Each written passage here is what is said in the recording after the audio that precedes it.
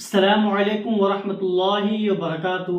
تو حضرات محترم، اس ویڈیو کے اندر ہم گفتگو کریں گے کہ زکوٰۃ کن لوگوں کے اوپر واجب ہوتی ہے، زکوٰۃ کون لوگ دیں گے اور کتنا مال ہونا چاہیے تب انسان کے اوپر زکوٰۃ واجب ہوتی ہے۔ تو انشاءاللہ عز و جل اس ویڈیو کے اندر ہم اسی ٹاپک کے اوپر گفتگو کریں گے۔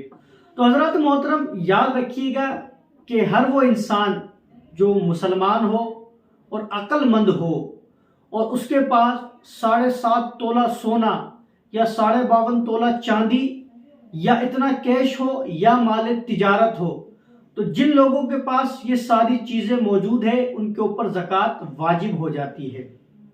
اب ضروری ہے کہ وہ لوگ زکوٰۃ دیں۔ اب کتنا ٹائم گزرنا چاہیے تب واجب ہوتی ہے؟ تو حضرات محترم، یہ تمام مال کے اوپر کم از کم 1 سال گزرنا ضروری ہے۔ اگر کسی کا 1 سال سے کم گزرا ہے تو اس کے اوپر زکوٰۃ واجب نہیں ہے۔ جیسے ہی اس کے اوپر 1 سال گزرے گا اس کے اوپر واجب ہو جائے گی۔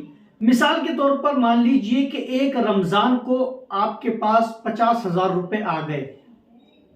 اب وہ 50,000 روپے آپ کے پاس پورے سال رہے یا اس میں سے تھوڑے بہت گھٹے بھی بڑھے بھی، لیکن مکمل ختم نہ ہوئے، آتے گئے بڑھتے گئے گھٹتے گئے بڑھتے گئے گھٹتے گئے، ایسے اگر رہا ہے تو جیسے اگلے سال رمضان آئے گا آپ کے اوپر زکوٰۃ واجب ہو جائے گی۔ اب آپ کو اس کے اندر سے 2.5% دینا ہوگا۔ یہ مثال تو میں نے آپ کو کیش کی دے دی۔ اب جن لوگوں کے پاس 52.5 تولہ چاندی ہے یا 7.5 تولہ سونا ہے تو ان لوگوں کے اوپر بھی زکوٰۃ واجب ہو جاتی ہے، ان لوگوں کو زکوٰۃ دینا پڑے گا۔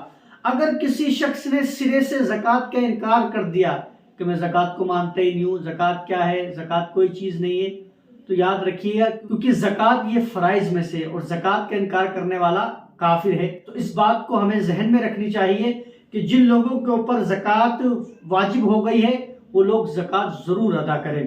1 سال جیسے ہی گزرے ان کے اوپر زکوٰۃ ہونا چاہیے۔ اب بہت سی عورتیں یہ سوال کرتی ہوئی نظر آتی ہیں، وہ یہ کہتی ہوئی نظر آتی ہیں کہ ہمارے پاس جو کنگن ہے وہ تو ہم استعمال میں لے رہے ہیں، ہمارے پاس جو سونا ہے وہ تو ہم استعمال میں لے رہے ہیں، ہمارے پاس رکھا ہوا نہیں۔ یاد رکھیے، سونا ہو یا چاندی ہو، اگر استعمال میں بھی لی جا رہی ہو تو بھی ان کے اوپر زکوٰۃ واجب ہو جاتی ہے۔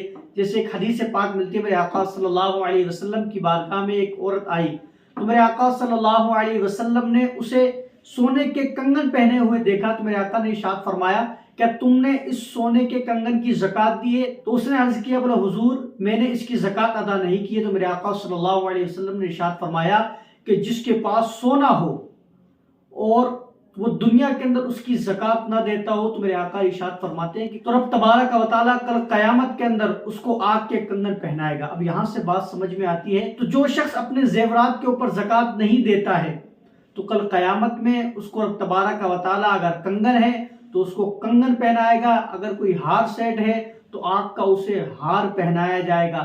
مطلب یہ ہے کہ جو انسان دنیا کے اندر اپنے زیور کی زکوٰۃ نہیں نکالتا ہے کل قیامت میں اسے آگ کے زیورات پہنائے جائیں گے۔ تو اس لیے دنیا کے اندر رہ کر اپنے مال کے ساتھ بخل نہ کرے اور رب تبارک و تعالیٰ کی بارگاہ کے اندر اگر اللہ نے آپ کو دیا ہے تو اس کو ضرور خرچ کرے۔ اور ایک بات میں عرض کرتا چلوں کہ جو بھی انسان رب کی بارگاہ کے اندر خرچ کرتا ہے تو رب تبارک و تعالیٰ اس کے مال کو بڑھا دیتا ہے، یہ کنفرم بات ہے۔ تو انشاءاللہ عز و جل آپ زکوٰۃ ادا کریں گے تو اللہ تبارک و تعالیٰ آپ کے مال کے اندر ضرور برکت عطا فرمائے گا۔ اب مسئلہ یہ ہوتا ہے کہ کسی کے پاس سونا ہے تھوڑا سا، کسی کے پاس چاندی ہے تھوڑی سی، کسی کے پاس کیش ہے، تو یہ تمام کا تمام ملا کر اتنا ہو جاتا ہے کہ آپ پر زکوٰۃ واجب ہو گئی ہے۔ تو ان تمام مالوں کو ملا کر آپ زکوٰۃ ادا کریں۔ اگر آپ نے زکوٰۃ ادا نہیں کی تو یاد رکھنا آپ سخت گناہ گار ہوں گے اور کل قیامت میں آپ کو شرمندگی اٹھانی پڑے گی۔ تو میں امید کرتا ہوں کہ آپ کو مسئلہ سمجھ میں آ گیا ہوگا۔ آپ سے گزارش ہے کہ ویڈیو کو زیادہ سے زیادہ مسلمانوں تک پہنچائیں تاکہ جو لوگ زکوٰۃ دینے کے اندر یا زکوٰۃ کے مسائل سمجھ نہیں پاتے، اس میں پریشان ہوتے ہیں، تو ان کو مسئلہ سمجھ میں آ جائے۔ واللہ تعالی اعلم۔ السلام علیکم ورحمۃ اللہ وبرکاتہ۔